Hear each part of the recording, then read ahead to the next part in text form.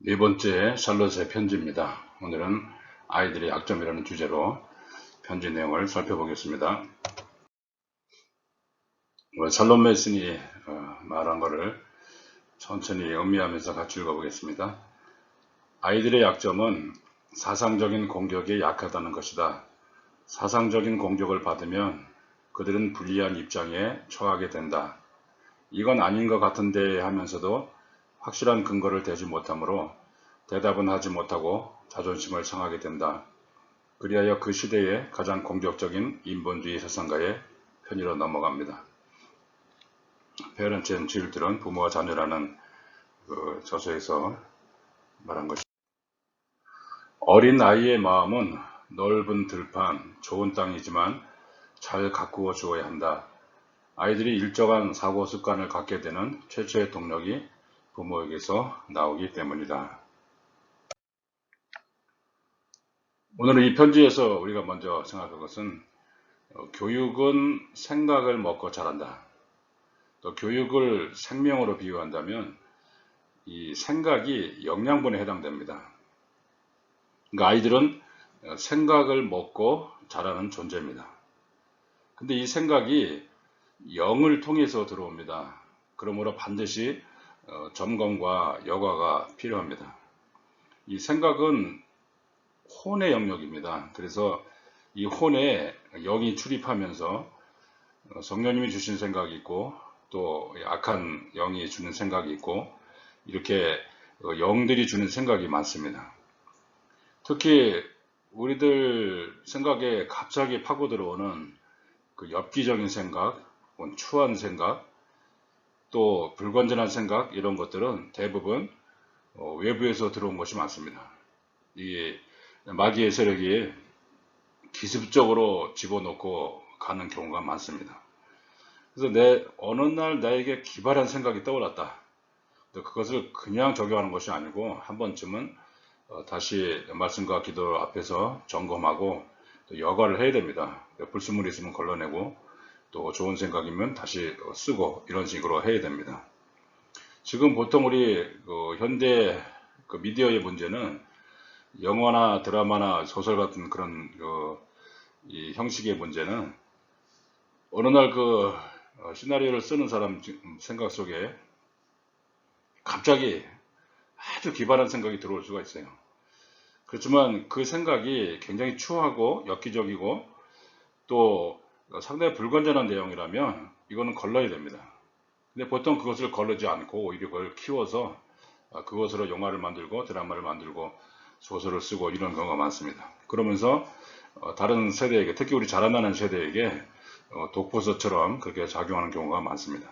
항상 생각을 먹고 자라는 우리 아이들을 위해서, 자녀들을 위해서는 이것이 얼마나 심각한 문제인가를 생각을 하셔야 됩니다. 그리고 아이는 샬롯 메슨의 그 교육 명제 속에 들어 있었죠. 아이는 타락한 본성을 가지고 태어나지만 그 후에도 끊임없이 선악을 선택할 수 있는 존재입니다.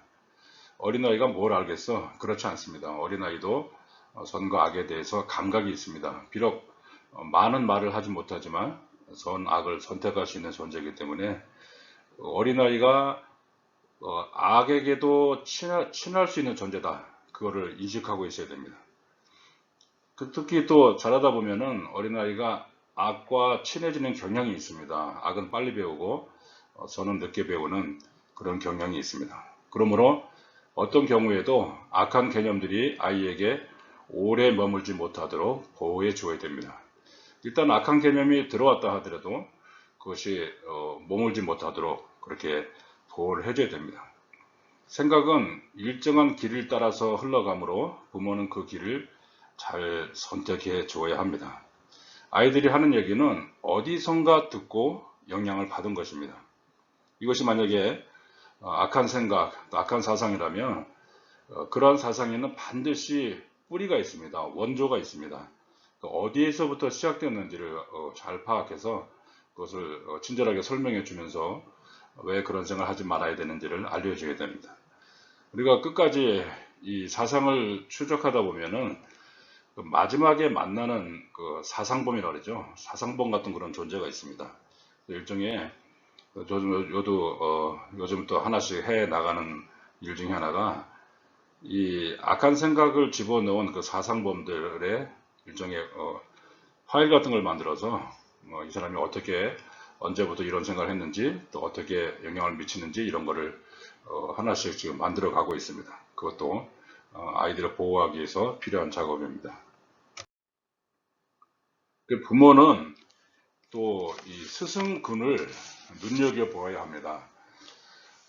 부모는 아이들이 몰두하고 있는 공부의 영역에 어떤 생각, 아이디어죠. 그래서 어떤 생각이 담겨 있는지 수시로 점검해야 됩니다. 하나의 과정이려니 그런 것보다는 이것을 울타리를 쳐주면서 어떤 생각들이 우리 아이들이 공부하는 영역에 스며들어 있는가 이것들을 점검을 해야 됩니다. 그리고 부모의 여력이 미치지 못하는 영역이 있죠.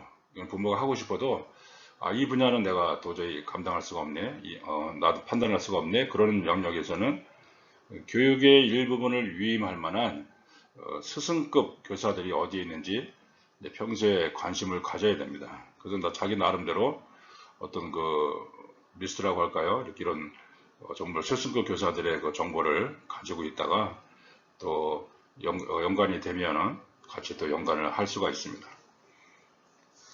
그러기 위해서는 부모도 틈나는 대로 공부를 하면서 안목을 길러야 합니다. 무조건 유명한 사람이 아니고 정말 이 사람의 세계관이 하나님 나라에 가까운 것인가, 그리고 정말 무슨 생각을 하고 이 사람의 최종 목적지는 어딘가 이런 것들을 파악할 수 있는 안목을 기르셔야 됩니다. 그래야 적당한 때에 교육을 위임할 수가 있어요. 위임도 부모의 권한입니다. 부모가 다 하라는 것이 아니고 이 부분에 대해서는 누구에게 얼마만큼 위임하겠다 그런 마음으로 위임을 해야 교육의 열매를 맺을 수가 있습니다.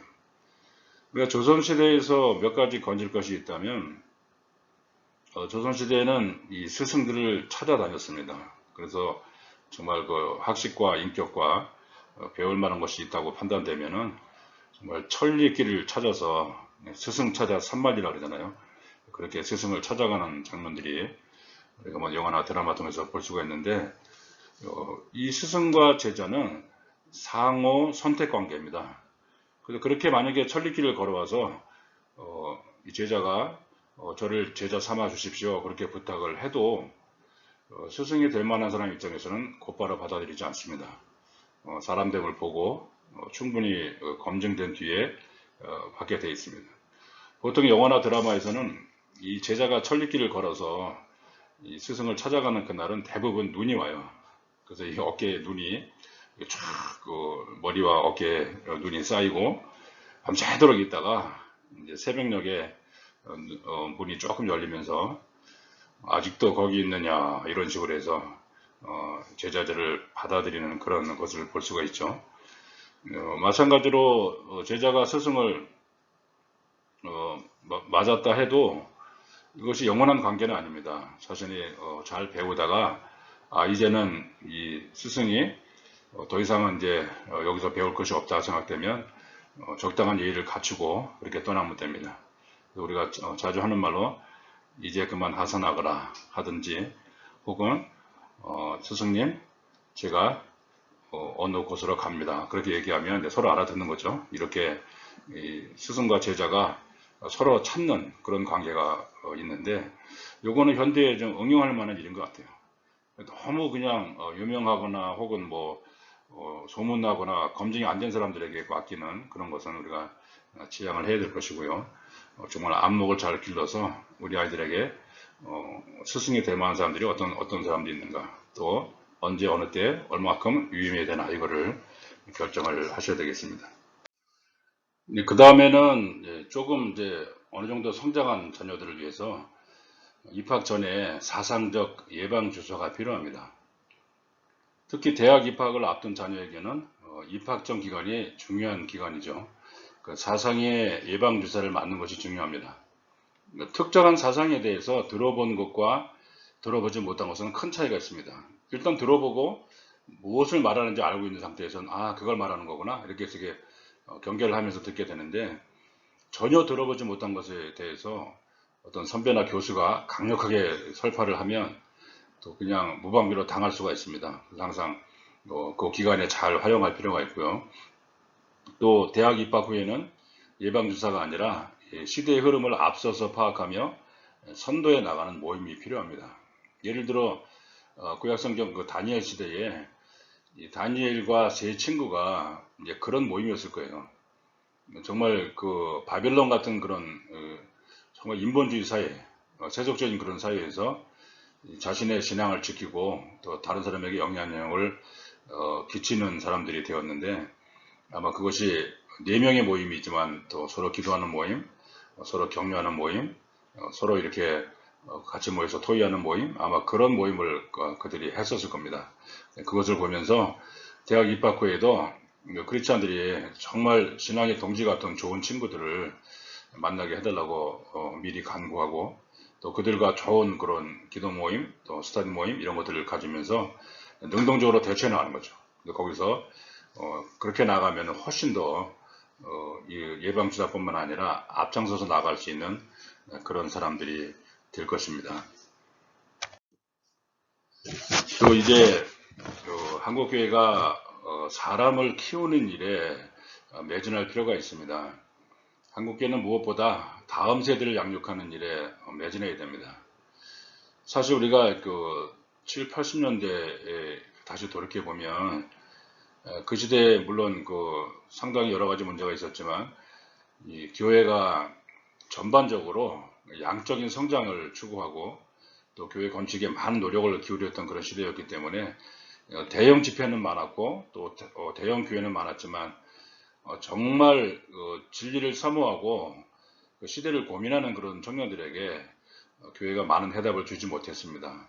특별히 그런 정말 갈구하고 또 진리를 찾는 청년들에게 깊이 있는 기독교 사상을 전해주는 그런 스승급 교사들이 거의 없었습니다. 그리고 사실 그런 학생들이 또 교회 밖에서 또 방황을 했어야 됐고, 이런 일들이 벌어지면서 오늘날 이 여호수아와 그 세대처럼 한 세에 그 다음 세대를 양육하지 못해서 오늘날 우리가 여러 가지의 그런 대가를 치르는 것이 아닌가 그런 생각이 듭니다. 오늘날 이 많은 혼란 이런 것은 상당 부분 한 세대를 교육하지 못한, 양육하지 못한 그 대가라고 보아집니다. 우리가 좀 혹독하게 당하고 있는데, 이것을 봤을 때 오늘의 대학생은 뭐 별거 아닌 것 같이 보이지만 사실 이들은 금방 성장합니다. 그래서 20년 후면은 중견 교수급이 됩니다. 꼭 대학의 교수라는 게 아니고 자기 분야에서 정말 중견 전문인들이 될 수 있는 그런 위치가 되고, 그 중견 교수급은 20, 30년 후면은 또 스승급이 되죠. 그래서 이들이 한국 사회 전반의 각 분야에서 각 영역에서 영향을 끼칠 수 있는 그런 존재가 됩니다. 이것을 봤을 때 우리가 늦었지만 지금이라도 하나님께 정말 우리 대한민국의 갈 길에 대해서 비상기도를 하면서 하나씩 여러 가지 영역에서 다음 세대를 양육해야 됩니다. 그래서 정말 20, 30년 후에는 정말 하나님이 더 기뻐하시는 하나님 나라에 가까운 그 한국교회와 또 우리 민족이 되어야 할 것이고요. 또 그런 희망을 가지고 오늘날 또 하루하루 전진해 나가야 할 것입니다. 감사합니다. 오늘은 여기까지입니다.